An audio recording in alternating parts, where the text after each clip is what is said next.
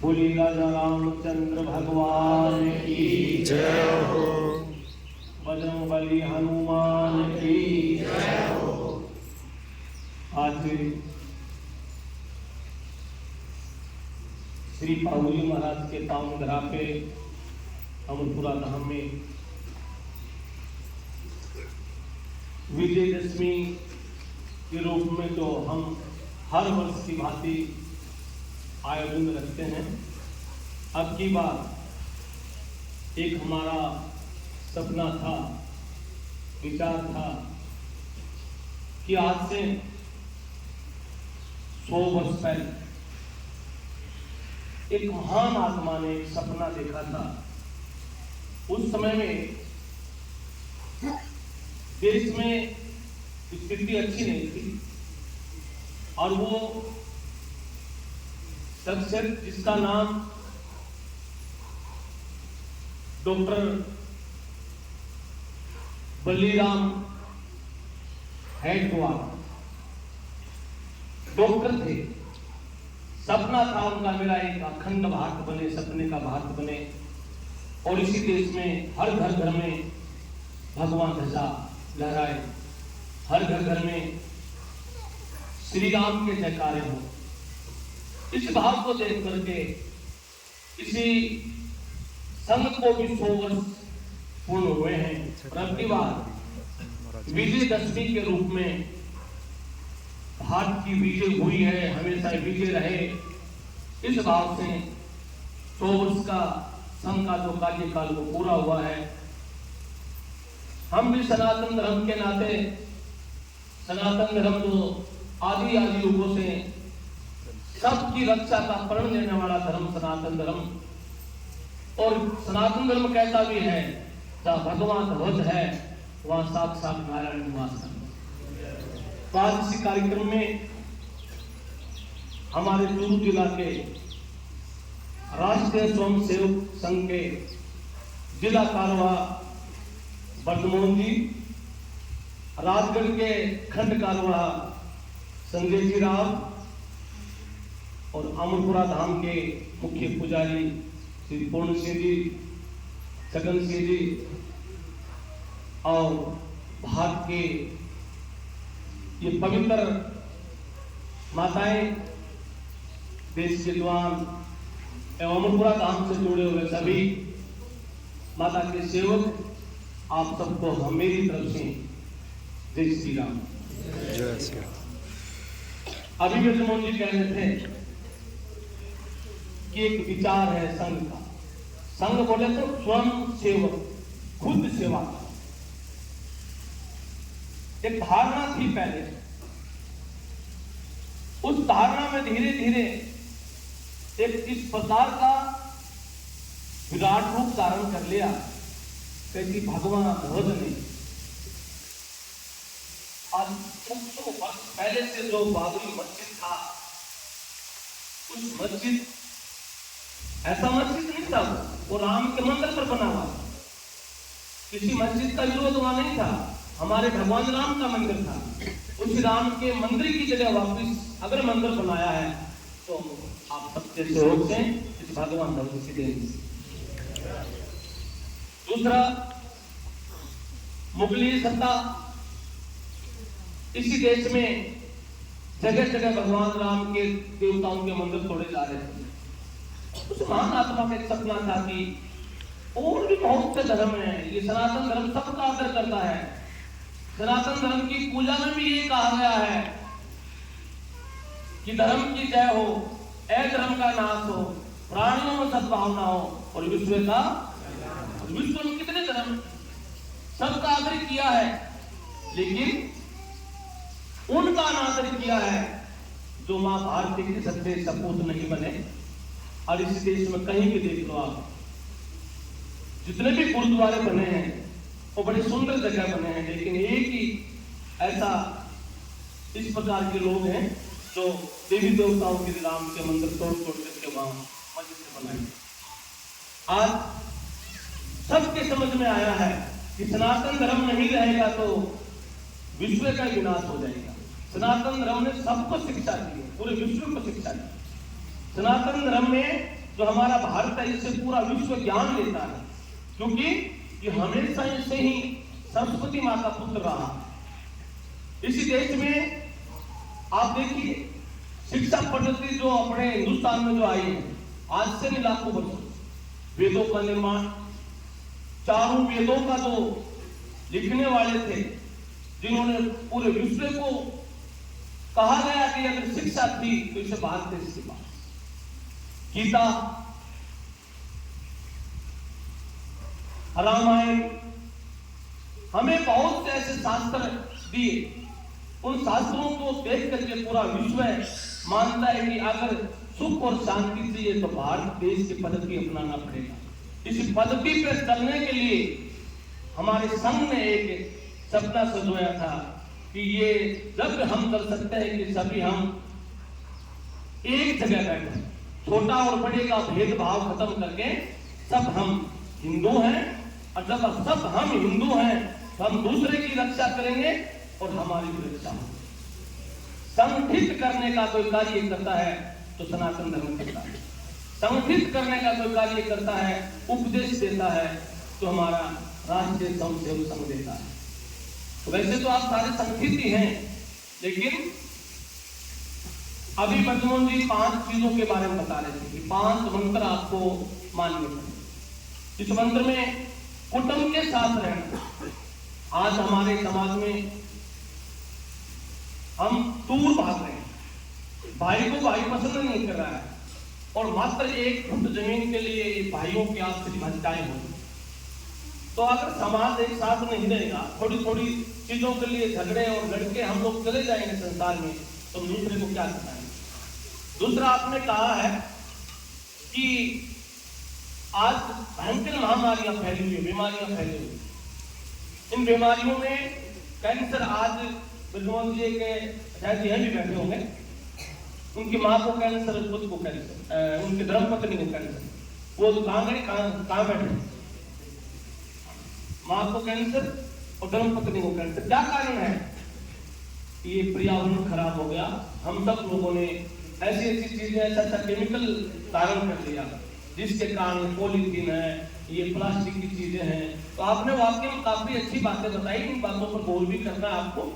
इसमें पर्यावरण के लिए भी बताया आपको कि व्यक्ति को अपने जीवन में, अपने बच्चों के लिए आप अच्छी बिल्डिंग बनाते हो, शहरों में बड़े बड़े फ्लैट बनाते हो, उनके लिए कोठियां बनाते हो, तो कम से कम आपको 5 पेड़ भी लगाने चाहिए, ताकि वो संसार में अच्छा ऑक्सीजन मिले, उड़ते हुए पक्षी को रात को उड़ के आए, उसको विश्राम मिले, उसका फल सबको मिले, उसके पत्ते जमीन में गिरे तो धरती माता को भी भोजन मिले।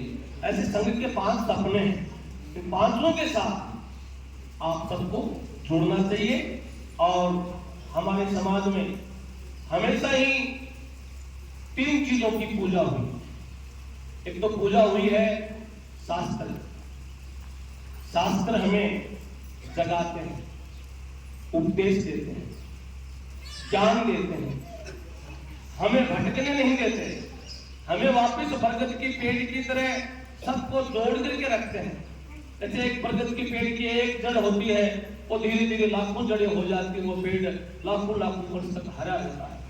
तो हमारे धर्मशास्त्र भी एक वट वृक्ष है, और वट वृक्ष तो आपको मालूम है करोड़ों करोड़ों वर्ष तक वो हरा ही रहता है। तो हमारे धर्मशास्त्र हम सबके घर में हरियाली करते हैं, खुशहाली करते हैं, हम सबको शक्ति और भक्ति प्रदान करते हैं। और इसलिए हमारे देश में शास्त्र की पूजा सबसे प्रथम हुई है। घर चलाने के लिए शास्त्र की बड़ी आवश्यकता है, समाज चलाने के लिए शास्त्र की आवश्यकता है। दूसरा शस्त्र, विजयदशमी के दिन हम सब लोग शस्त्र की पूजा करते हैं। शस्त्र जरूरी नहीं कि हम हथियार उल्टे पुल्टे खरीद कर उनकी पूजा करें, नहीं। संविधान एक ऐसा है जो पूरा देश उससे जुड़ा हुआ है। मैंने कहा ना कि समाज चलाने के लिए शास्त्र की जरूरत है, देश चलाने के लिए संविधान की जरूरत है, और देश में आपदा आए तो शस्त्र की जरूरत है। शस्त्र कब पूजना पड़ता है? अब जरूरी नहीं कि आपका शस्त्र, आपका कर्तव्य, कर्तव्य भी एक शस्त्र है। आप जमींदार हैं तो अपने घर के अंदर आप खेती में काम करने के लिए कुल्हाड़ी भी रखते हैं, दांती भी रखते हैं, ये भी शस्त्र ही है, इनकी भी पूजा करनी चाहिए। देवी देवताओं के पास जैसे मान लो कटार है, हनुमान जी महाराज का घोटा है, आप अपने घर में रखते हो, रखना भी चाहिए, इनकी भी पूजा करनी चाहिए। और शस्त्र की पूजा, शस्त्र की जरूरत पड़ेगी, सही कह रहा हूं आप। आने वाला वक्त बच्चों के लिए शास्त्र, एकजुट रहने के लिए भी शास्त्र, और देश में आपदा आए तो शस्त्र। तो विजयदशमी पे शस्त्र की पूजा होती है। तो आप सभी मैंने निवेदन किया है कि हमें आज समाज में शास्त्रों की जरूरत है, शस्त्र की भी जरूरत है। तो शस्त्र जमींदार अपना कुल्हाड़ी दरांती की पूजा करें। और एक प्रकार का जो पैन है ना, ये पैन भी शस्त्र है। जिसके पैन में ताकत आ जाए, पैन के अंदर शक्ति हो जाए, तो आपको मालूम है पैन की ताकत हर शस्त्र को हरा सकती है। क्योंकि जब तीर और तलवार थी तो फिर देश में मुगल आए, वो तोप लेके आए, तो तीर और तलवारों को तोप ने छीन लिया। फिर तोप इन मुगलों के पास थी, अपने फौज से वीर मां भारती की सेवा करते हुए प्राणों की आहुति दी, क्योंकि उनके पास शस्त्र नहीं थे, छोटे शस्त्र, उनके पास तोपें थी। लेकिन फिर भी वो अपने छोटे छोटे बच्चों को साथ लेकर के धर्म के लिए युद्ध लड़े और उनकी विजय हुई। लेकिन शस्त्र उनके पास जरूर थे। तोप को तोड़ने के लिए फिर अंग्रेज आ गए, अंग्रेज बंदूक लेके आए, तो तोप को हराया। और अब भाई मेरा तो विशेष ही कहना है कि आजकल शस्त्र के साथ में पैन को जरूर पूजना। पैन पूजोगे तो मैं कहता हूँ सब सारे शस्त्र हार जाएंगे। और बच्चों को विद्वान बनाए, शिक्षा से जोड़े, संस्कारों से जोड़े। और ऐसे जब अपने धर्म की शाखाएं लगती हैं, अपने बच्चों को जरूर भेजना, वहां निर्माण होता है। अगर हमारा निर्माण होगा संतान से, संतान जब हमारी सुखी होगी तो हमारे घर बिल्कुल सुखी रहेंगे और इस भगवान धर्म का मान और सम्मान बढ़ेगा। ज्यादा समय नहीं लेकर के, जो पाठ का भी समय हो गया है, तो मैं आप सबसे फिर पुण्य कहना चाहूंगा कि अब देश में जरूरी है सबको एकजुट होने की, एक साथ होने की। हमारे लोक देवता बाबूजी महाराज लोक देवता हैं, गुगोजी महाराज लोक देवता हैं। इन लोक देवताओं ने, आपको पता है, इन्होंने सबको साथ में जोड़ा। बाबूजी महाराज के साथ में भील, नाइक, हजार प्रकार की सेनाएं थी, सब जातियों की थी। इसलिए गाय की रक्षा के लिए, नारी के सम्मान के लिए, देश में सुख शांति बने और उन मुगलों से लड़ने के लिए। उनके पास भाला था, इसलिए भालाने के नाम से प्रसिद्ध है। लेकिन साथ में जाति कौन सी थी? भील। जिस जाति से कई लोग नफरत करते हैं, मंदिर में नहीं पढ़ने देते। मैं देखता हूं, सुनता हूं, कई बार पेपर में पढ़ता हूं, बाबा रामदेव डालीबाई को धर्म घाट बनाया। धारवीर गोगाजी महाराज जो मोहम्मद गजनवी से लड़े, साथ में कौन था? बद्दू नेकवाल, नरसी पंडित, तो सबको साथ में लिया। आज भी देश में अखंडता, एकता अगर बनाए रखनी है तो सबको साथ रहना पड़ेगा, सबको साथ रहना पड़ेगा। और हम हर घर के आसपास, आप अर्जुन जी कह रहे थे ना, सत्य भाषा में तो कहता रहता हूं कि कोई ऐसी जगह बनाओ, उस जगह में हफ्ते में एक दिन बैठ करके राम धुन जरूर होगी। और राम धुन तो आपको पता है, वो किसी ने गाया है ना, राम आएंगे आएंगे राम आएंगे, राम आएंगे राम आएंगे तो आएंगे नाच जाएंगे, राम आएंगे। सही बात है ना? तो राम आएंगे नहीं, राम आ चुके हैं। क्यों आ चुके हैं? क्योंकि धीरे धीरे पूरे विश्व में ये प्रचार होने लगा कि भारत अखंड भारत बनने जा रहा है। भारत के जो लोगों ने फूट डाली थी, वो सारे एक जाजम पर बैठने लगे। उसी जाजम पर पंडित जी बैठते हैं, उसी जादम पर एक जमींदार बैठता है, उसी जादम पर SC ST के लोग बैठते हैं, सब एक जादम पर आ गए। जब जब देश में हम सब एक जगह बैठे हैं तो निश्चित हमारी धर्म ध्वजा की रक्षा हुई है और धर्म ने हमारी रक्षा की। धर्म भी जब रक्षा करता है तब हम एक साथ। इन शब्दों के साथ अगली वाणी को तो विराम दे ही रहा हूं, लेकिन आप हनुमान जी महाराज का पाठ करते हैं हर पूर्णिमा को, तो मैं चाहूंगा कि हनुमान जी महाराज का हम पाठ कर लेंगे और बलमोहन जी से कहूंगा कि पहले आप अपना प्रार्थना करेंगे और उसके बाद में अपना पाठ हो जाएगा। बाकी फिर माता की वही आरती वही पूजा वही, ठीक है ना। तो आपने आपकी बात पर बोल तो पूरा कर लिया ना, पेट में लगाएंगे, घर का पैर बाल सब खत्म करेंगे, सब एक जगह बैठे। सामाजिक समर्था, समाज के जितने भी लोग हैं सब समर्थ हैं एक जगह। इन भावों के साथ आप सबने बात सुनी। बोलो भारत माता की जय, नव दुर्गा मैया की जय, सत्य सनातन धर्म की जय।